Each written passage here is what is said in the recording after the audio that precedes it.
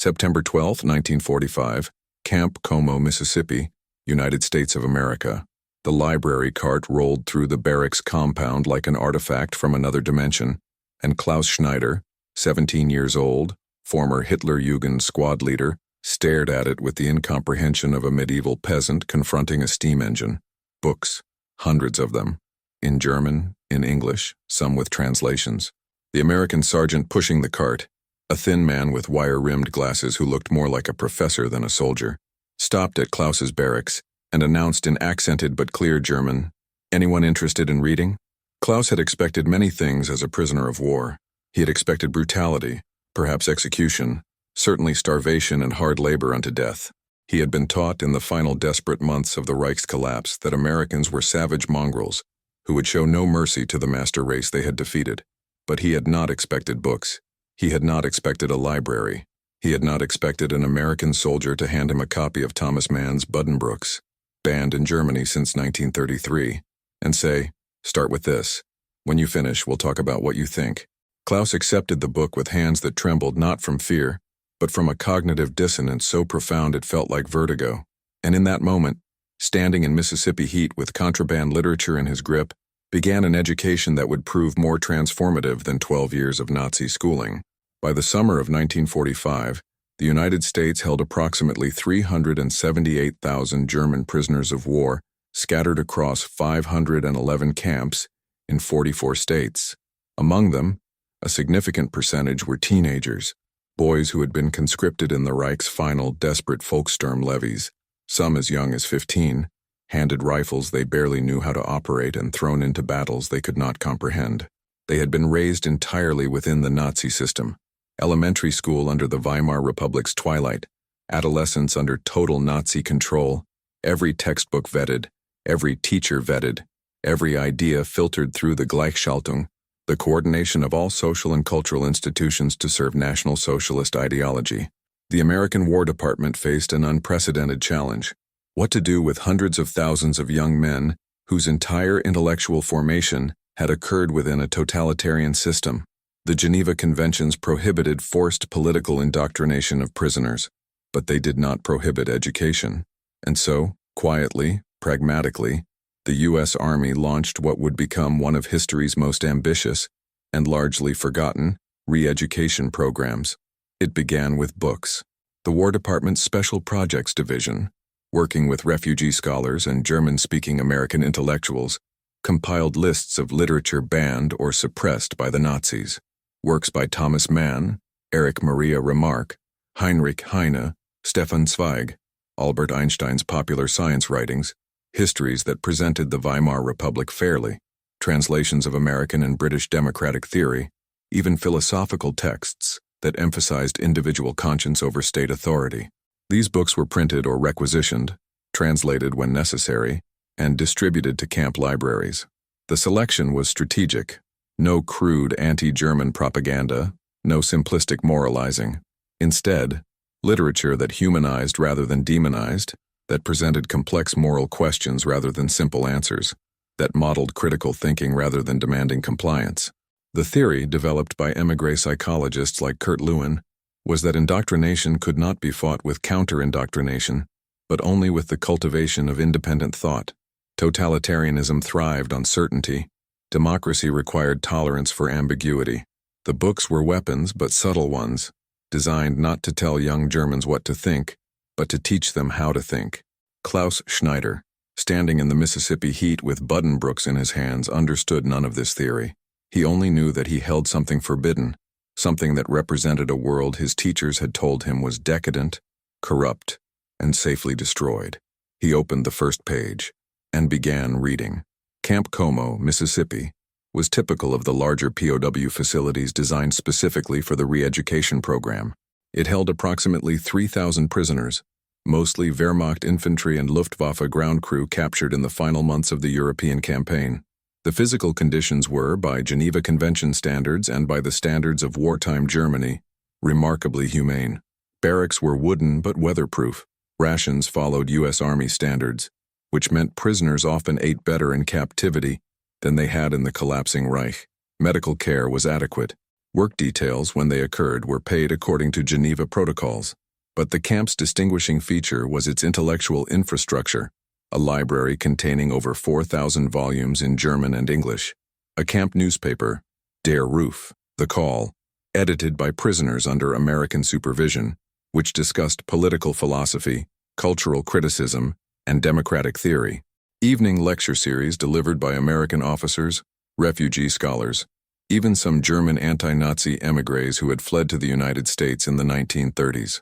Discussion groups, voluntary but heavily attended, where prisoners could debate ideas that would have meant imprisonment or death to discuss in Nazi Germany. Klaus attended his first discussion group 3 days after receiving the Mann novel. The American facilitator, Lieutenant Morrison, a former Columbia University literature professor now in Army uniform, opened with a question so direct it felt like violence. What is the purpose of education? To serve the state or to develop the individual?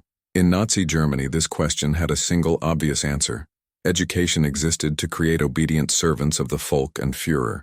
But Morrison did not provide an answer. He waited. The silence stretched uncomfortably. Finally, a prisoner, an older man, perhaps 25, a former teacher himself, spoke cautiously. In Germany, we learned that individual development and service to the state were the same thing. A healthy state produces healthy individuals. Morrison nodded. And if the state is unhealthy? If the state demands actions that harm individuals, including the individual who serves it, does education still require obedience? The discussion that followed was halting, tentative, but unprecedented. For the first time in their lives, these young men were being asked not to recite correct answers, but to grapple with difficult questions. The experience was disorienting, sometimes frustrating, occasionally exhilarating. Klaus said nothing during that first session, but he listened with the intensity of someone hearing music for the first time, unable to name what he was experiencing but recognizing, instinctively, that it was important. The first major turning point came when Klaus encountered All Quiet on the Western Front. Remarque's novel had been among the first books burned by the Nazis in 1933, denounced as defeatist, unpatriotic, a betrayal of German soldiers' sacrifice. Klaus had been taught that the book was Jewish propaganda designed to weaken German martial spirit. He opened it expecting lies and found instead something far more disturbing. Truth he recognized. Remarque described soldiers not as heroes or villains but as human beings ground down by industrial warfare's mechanical horror. The descriptions of trench life, of artillery barrages, of young men dying in mud for objectives they did not understand. These matched stories Klaus had heard from older prisoners, Wehrmacht veterans who spoke quietly about their experiences when American guards were not listening. The novel did not condemn Germany or glorify the Allies. It simply showed war as it was, brutal, absurd, destructive of everything human. Klaus finished the book in 2 days, reading by dim electric light after work details ended. When he finished, he sat on his bunk staring at the wall, unable to articulate what he felt. Betrayal, perhaps, but betrayal by whom? The book, for presenting uncomfortable truths, or his teachers for hiding those truths? The next discussion group he spoke for the first time. I read Remarque, he said quietly. Why were we told it was lies? Lieutenant Morrison did not answer directly. Instead, he asked, what did you find in the book? Lies or truths? Klaus hesitated. Truths, but truths that make war seem human? Morrison supplied. Yes. That's why authoritarian regimes hate honest war literature, not because it's defeatist, but because it's humanist. It treats soldiers as people rather than instruments, and a state that needs to treat its citizens as instruments cannot allow them to see themselves as people with inherent worth beyond their service. The words hung in the barracks air like smoke. Other prisoners shifted uncomfortably.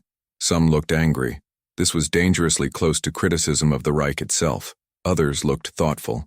Klaus looked confused, his worldview cracking like overstressed concrete. He had been raised to believe that service and identity were inseparable, that a German's worth came from his contribution to the national community. But if that was wrong, if individual worth existed independent of state service, then what did that mean about everything he had been taught, everything he had believed, everything his older brother had died for at Stalingrad? The psychological responses among teenage prisoners varied dramatically, creating an informal taxonomy that American observers documented meticulously. Approximately 15% remained ideologically rigid, refusing to engage with re-education materials, attending discussion groups only to argue Nazi talking points, treating any deviation from Reich orthodoxy as treason. These prisoners were isolated, not through punishment but through their own choice, forming bitter cliques that recreated miniature versions of Nazi hierarchy within the camp. Another 20% embraced re-education with the fervor of religious converts, adopting American democratic rhetoric wholesale, sometimes embarrassingly so, like teenagers discovering a new identity and inhabiting it too completely. These prisoners learned English obsessively, volunteered for every educational program, wrote essays praising Roosevelt and condemning Hitler with an absolutism that merely inverted their previous absolutism rather than transcending it. But the majority, perhaps 65%, occupied ambiguous middle ground. They read the books because books were available. They attended discussions because discussions broke camp monotony. They engaged with ideas not from ideological commitment, but from curiosity, confusion, or the simple human need to understand what had happened to them and why. Klaus belonged to this majority. He developed a routine: morning work detail, harvesting cotton in Mississippi heat, labor that was exhausting but paid and voluntary, afternoon rest, evening reading and discussion groups. He worked through the camp library systematically, German classics he had never been allowed to read, American novels in translation, histories of the Weimar Republic that presented the period not as chaos requiring Nazi salvation, but as a flawed democracy destroyed by extremists. Each book added pieces to a puzzle he was only beginning to recognize: the shape of an alternative Germany, the one that might have been if different choices had been made in 1933, 1930, 1919. The physical symptoms of ideological disintegration were documented by camp doctors: sleep disturbances, anxiety, irritability. Some prisoners developed what medical officers termed cognitive distress syndrome, a psychological condition resulting from the collision of contradictory belief systems. Klaus experienced headaches that no medication helped, a physical manifestation of mental conflict. He was trying to hold two incompatible realities simultaneously: the Germany he had been taught to love, and the Germany he was learning to question. In a letter to his mother, smuggled past censors through sympathetic prisoners, he wrote, "I am reading books you would not approve of. I am thinking thoughts I was taught not to think. I do not know if I am being enlightened or corrupted. Perhaps they are the same thing. Perhaps that is the point." The subplot that emerged was journalistic. Der Ruf, The Call, the camp newspaper, became the testing ground for German prisoners learning to practice free expression. Published bi-weekly, printed on mimeograph machines, edited by a rotating committee of prisoners under American supervision, the newspaper walked a careful line between educational tool and genuine intellectual forum. Lieutenant Morrison established simple rules: no Nazi propaganda, no personal attacks, no material that violated Geneva Conventions. Beyond that, prisoners could write what they wanted: essays, poetry, literary criticism, political commentary, philosophical speculation. The newspaper's masthead proclaimed in German, "A forum for free thought and honest debate." For young men raised in a society where every public utterance was scripted and every deviation punished, this freedom was as disorienting as captivity itself. Klaus submitted his first article in October 1945. Titled, "What is a German?" It wrestled with the question of national identity after total defeat. The essay was clumsy, derivative, uncertain, but honest. He argued that being German could not mean simply obeying, because obedience to the wrong cause had destroyed Germany. But if not obedience, then what? The article offered no conclusions, only questions. Morrison approved it for publication. The response was immediate and divided. Some prisoners called Klaus a traitor in anonymous letters. Others approached him privately to say they had similar questions. One older prisoner, a former university student named Martin, suggested they form a reading group specifically focused on German identity and democratic reconstruction. Within 2 weeks, 12 prisoners were meeting twice weekly to discuss Kant's categorical imperative, Goethe's humanism, Schiller's concept of aesthetic education, attempting to construct an intellectual tradition of good Germany that could be separated from Nazi Germany. The American observers watched this process with fascination. Here was the re-education program working exactly as designed. not imposing American values but facilitating Germans' rediscovery of their own suppressed democratic and humanistic traditions. The Nazis had claimed to represent eternal German essence. The Reeducation program demonstrated that Nazi Germany was aberration, that other German traditions, liberal, tolerant, intellectually rigorous, existed and could be reclaimed. Der Ruf became increasingly sophisticated. Prisoners debated federalism versus centralization, parliamentary versus presidential systems, the role of religion in public life, economic reconstruction theories. They were, without fully realizing it, conducting a dress rehearsal for the debates that would shape post-war German democracy, and they were doing it voluntarily, driven not by American pressure but by their own need to understand what had happened and imagine what could come next. The emotional weight intensified when prisoners began viewing documentary footage from liberated concentration camps. This phase of re-education was the most controversial, both among American officials who designed it and German prisoners who experienced it. The footage was undeniable. Auschwitz, Dachau, Bergen-Belsen, mountains of corpses, skeletal survivors, gas chambers, crematoria. The question was not whether to show it, the evidence needed to be seen, but how to present it in ways that prompted reflection rather than defensive denial. The screenings were mandatory but not coerced. Prisoners who absolutely refused could remain in barracks, though social pressure made refusal difficult. Klaus attended the first screening in November 1945, sitting in a makeshift auditorium with 200 other prisoners, watching footage that Allied camera crews had filmed in April and May as camps were liberated. No narrator provided interpretation, just images and occasional title cards stating location and date. The silence in the auditorium was absolute, except for the projector's mechanical whir and occasional sounds of prisoners vomiting or weeping. Klaus felt something break inside him.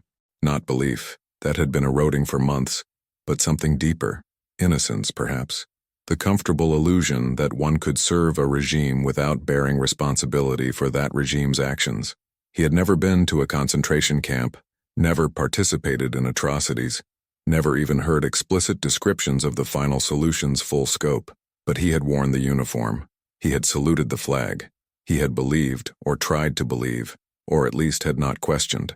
And that complicity, passive but real, now weighted him like stones.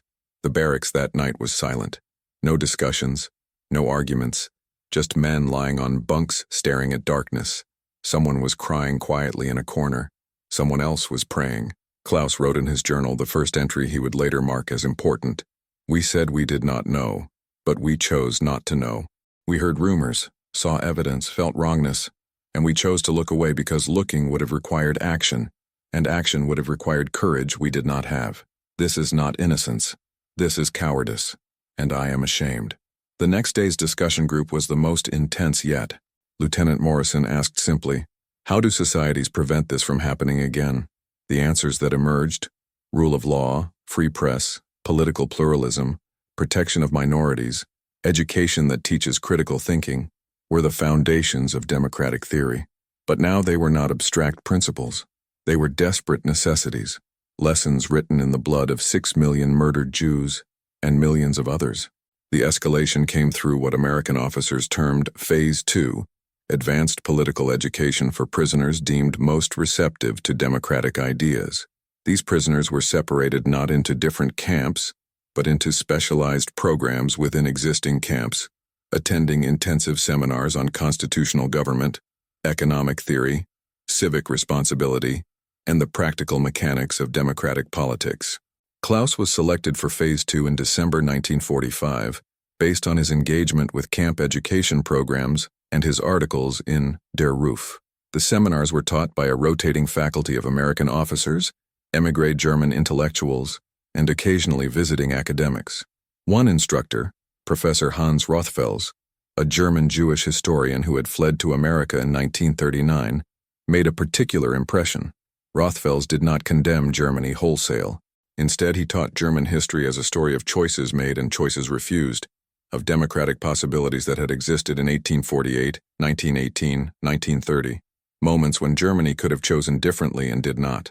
You were taught that Nazism was inevitable, Rothfels said in accented but clear German. That German history naturally led to Hitler. This is false. It is also convenient. It absolves you of responsibility. If it was inevitable, no one is guilty. But history is not inevitable. It is made by choices. Your parents chose, your teachers chose, your leaders chose. And when you were old enough, you chose. Even the choice not to choose was a choice. This is not about guilt or innocence. It is about understanding that you have agency. And if you had agency then, you have agency now. The question is what you will choose to do with it. The words struck Klaus like artillery. Agency, responsibility, choice. These concepts had been systematically excluded from Nazi education, which taught that individuals existed to serve predetermined historical forces embodied in the Führer and the Volk. But if individuals had agency, if history was made by choices rather than driven by destiny, then everything was different. Then the future was open. Then reconstruction was possible. Then redemption, perhaps, was imaginable. Klaus began writing more ambitiously. His articles in Der Ruf evolved from questioning to proposing. Sketches of what a democratic Germany might look like. How federalism could prevent centralized tyranny. How a free press could check government power. How education could be reformed to teach citizenship rather than obedience. His vision was naive, borrowing heavily from American and British models he imperfectly understood. But it was genuine. It was hopeful. And hope, among German prisoners in 1945, was its own form of rebellion against everything the Reich had taught them. Convergence came through unexpected synthesis, the realization that democratic principles and certain German cultural traditions were not incompatible. This was the insight that Phase 2 education worked toward, not the replacement of German identity with American identity, but the recovery of democratic elements within German tradition itself. The reading lists reflected this strategy. Kant's writings on perpetual peace, Goethe's cosmopolitanism, Schiller's aesthetic letters, Heine's political poetry, the Frankfurt Parliament debates of 1848, Weimar Constitution drafts, even selected essays by Konrad Adenauer and other democratic German politicians who had opposed Nazism. Klaus absorbed these materials hungrily. He was discovering a Germany he had never been taught to honor, not militaristic Prussia but intellectual Weimar, not romantic nationalism but Enlightenment universalism, not blood and soil mysticism but rational humanism. This Germany had been real, had produced great philosophy and literature and political thought, and had been systematically suppressed by the Nazis who falsely claimed to represent authentic German tradition. The breakthrough moment came during a seminar on constitutional design. Prisoners were asked to draft in groups model constitutions for a hypothetical reconstructed Germany. Klaus's group, 5 prisoners ranging from 17 to 24, worked for 2 weeks on their document. They borrowed from the American Bill of Rights, British parliamentary traditions, Swiss federalism, Weimar's social welfare provisions. But they also incorporated German legal philosophy, concepts of social partnership, emphasis on education and culture. The result was derivative but thoughtful, a sketch of a German democracy that could be genuinely German while being genuinely democratic. Professor Rothfels reviewed their work and delivered an assessment Klaus would remember for life. This is good, not perfect, but good. You understand now that democracy is not American or British or German. It is human. Any society can practice it if they choose to. The question is never, is democracy compatible with our culture? But rather, do we have the courage to make democracy compatible with our culture? That courage is what you must develop. Meanwhile, news from Germany grew increasingly grim and hopeful simultaneously. The occupation zones were coalescing. Trials were beginning. Nazis were being purged from positions of authority. And slowly, German institutions were being rebuilt. Courts, schools, municipal governments, free press. Former prisoners began receiving letters from home describing the chaos and possibility of reconstruction. Some letters begged prisoners to stay in America. Others begged them to return and help rebuild. The choice was becoming real. What kind of future would they choose to help create? Preparation for repatriation began in early 1946 as the United States started the complex process of returning prisoners to occupied Germany. But the re-education program did not simply release its participants. Instead, American authorities implemented a careful sorting and tracking system. Prisoners were evaluated, classified, and in some cases recruited for specific roles in reconstruction. Those who had responded well to re-education were identified as potential teachers, journalists, civil servants, people who could help rebuild German institutions along democratic lines. Klaus received his evaluation in March 1946. The assessment, signed by Lieutenant Morrison and other camp officials, noted his intellectual engagement, his articles in Der Ruf, his participation in advanced seminars. It recommended him for teacher training programs that were being established in the American occupation zone. The document also included a personal note from Morrison. Klaus, you came here as a soldier in a defeated army. You leave as a citizen in a democracy that does not yet exist. Help build it, not because America tells you to, but because Germany needs it. The final weeks were bittersweet. Klaus had grown to respect, even like some of his captors. Morrison gave him books to take home, banned literature that was now becoming available again, plus new works on democratic theory. The farming family he had worked for briefly gave him an address, told him to write if he needed anything. Other prisoners who were returning to Soviet occupation zones said quiet goodbyes, their faces betraying fear of what awaited them. A final assembly was held. The camp commander addressed prisoners with remarkable honesty. You are returning to a Germany that no longer exists in the form you remember. Much of what you knew has been destroyed, and rightly so. It needed to be destroyed. But destruction is not the end. Now comes construction. You have been given tools here, not just skills, but ways of thinking, frameworks for understanding how free societies function. Whether you use these tools is your choice. We cannot force democracy on you, but we can show you what it looks like and hope you choose to build it yourselves. Klaus boarded the ship in April 1946, carrying 2 duffel bags, one with clothes and personal items, the other with books. He stood on deck as the American coast receded and felt not relief at returning home but responsibility, the weight of knowledge, the burden of having seen alternatives, the obligation that comes with education. He had expected beatings. They had given him books. Now came the test. What would he do with what he had learned? The confrontation came not during a battle, but during the long journey home and the longer process of reintegration. Klaus's ship carried 800 former prisoners, mostly young, mostly from the American camps, all carrying similar baggage. The cognitive dissonance of having been treated well by enemies, the moral weight of having learned uncomfortable truths, the uncertainty of what awaited in a Germany they had not seen in years. The ship's holds became impromptu forums. Prisoners debated endlessly. What to tell families, what to tell neighbors, how to explain their American experience without sounding like traitors or naive dupes. The ideological spectrum was visible in these debates. Some prisoners had hardened back into Nazi positions during the journey, rejecting their re-education as soon as they left American supervision. Others maintained their democratic conversions. Most, like Klaus, remained uncertain, committed to democratic principles in abstract but unsure how to apply them in concrete reality of occupied, divided, traumatized Germany. The ship arrived in Bremerhaven in May 1946. Klaus stepped onto German soil for the first time in 18 months and found a wasteland. The port was functional but skeletal. Buildings were rubble. People looked gaunt, desperate, old regardless of age. American military vehicles and personnel were everywhere, the occupation apparatus visible and overwhelming. This was Germany now, defeated, occupied, dependent, humiliated. Klaus made his way to Hanover, where his mother had relocated after Würzburg's destruction. The journey took 3 days through broken rail lines and British occupation checkpoints. When he finally found her, living in 2 rooms of a partially damaged apartment building with 6 other people, the reunion was subdued. She wept. He held her. And when she asked what America had been like, he struggled to find words that would make sense. They fed us, he said finally. They educated us. They treated us like people who could learn rather than enemies who needed to be destroyed. His mother looked at him with an expression he could not read. Pride, concern, resignation.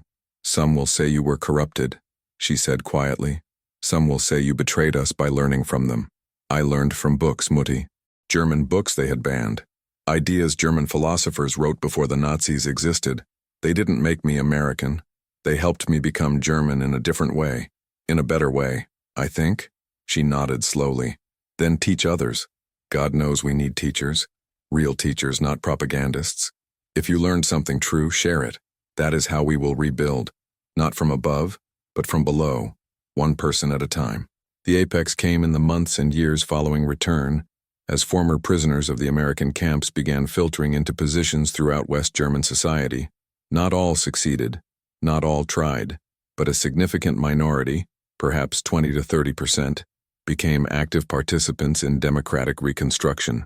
They became teachers, journalists, local politicians, civil servants, union organizers, community leaders. They brought with them not American ideology, but American methodology, pragmatism, pluralism, willingness to compromise, belief that education and discussion could resolve conflicts better than violence and command. Klaus entered teacher training in the American Zone in fall 1946. The program was intense, focused on pedagogy for democracy, how to teach students to think critically rather than to obey, how to present multiple perspectives rather than single truths, how to foster debate rather than enforce consensus. He struggled initially. Teaching democracy was harder than learning it, because it required creating conditions where others could discover what he had discovered, and that required patience, subtlety, and acceptance that not everyone would reach the same conclusions. His first teaching position was in Göttingen at a gymnasium, teaching history and civics to students who had been children during the Nazi period. The first lesson he designed was simple but profound. He handed out copies of 3 different history textbooks, a Nazi-era text from 1942, an American-published German history from 1945, and a new West German text from 1947. He asked students to compare how they described the Weimar Republic, and to discuss which version seemed most complete, most honest, most useful for understanding what had actually happened. The exercise produced chaos. Some students retreated into defensiveness. Others engaged eagerly. Most seemed confused by being asked to evaluate rather than memorize. But confusion, Klaus had learned in Camp Como, was the beginning of thought. You had to destabilize certainty before you could build understanding. Years later, in 1961, Klaus would attend a ceremony in Berlin where former POWs who had participated in American re-education programs were recognized for their contributions to German democracy. Several had become members of the Bundestag. Others were university professors, newspaper editors, school principals. Standing among them, Klaus thought back to that September day in Mississippi when Lieutenant Morrison had handed him a banned book and said, "We'll talk about what you think." That conversation had lasted 16 years and was still ongoing. It would continue for the rest of his life. They had expected beatings. They had received books. And those books had rebuilt a nation more effectively than any army could have. The true climax was not a moment, but a recognition that spread across a generation. That education could be more powerful than coercion, that ideas could reshape societies more permanently than armies could. This realization dawned slowly on former prisoners throughout the late 1940s and 1950s as they watched West Germany emerge from ruins as a stable, prosperous, genuinely democratic society. The re-education had worked. Not universally, not perfectly, but enough. Klaus experienced his personal climax in 1959, 14 years after Camp Como. He was 31, a respected teacher, married with 2 young children. He received a letter from Lieutenant Morrison, now Professor Morrison, returned to Columbia University. The letter was brief. Morrison was writing a book about the POW re-education programs and wanted to include Klaus's story. Would he be willing to reflect on the experience? Klaus spent weeks drafting his response. He wrote about the cognitive shock of being treated humanely by enemies, about the disorientation of being offered books instead of punishment, about the gradual, painful process of unlearning lies and relearning how to think. But most importantly, he wrote about gratitude, not for defeat, but for the education that followed defeat. "You gave us something more valuable than mercy," he wrote to Morrison. "You gave us the tools to rebuild ourselves, not as Americans but as Germans who understood what democracy meant.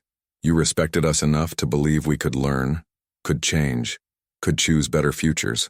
That respect, more than the books or the discussions or the seminars, was the real gift. You treated us like people who had been deceived rather than people who were inherently evil, and that distinction saved us."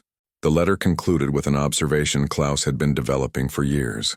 The Nazi regime taught us that might made right, that strength was the only virtue, that mercy was weakness. Then you defeated us with overwhelming might, and treated us with mercy. This contradiction destroyed Nazi ideology more effectively than any argument could have. You proved that the strongest nation could also be the most humane. That is the lesson I try to teach my students, that power without ethics is tyranny, but ethics without power is useless. You had both, and you used both to help us become better than we were.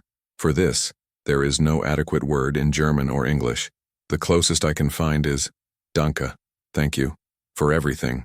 The letter was included in Morrison's book, published in 1960, Swords into Plowshares, the American POW Reeducation Program, 1945-1948. It became required reading in German teacher training programs for decades. Historians would later assess the German POW Reeducation Program as one of the most successful and least celebrated achievements of American post-war policy. Approximately 400,000 Germans passed through American camps.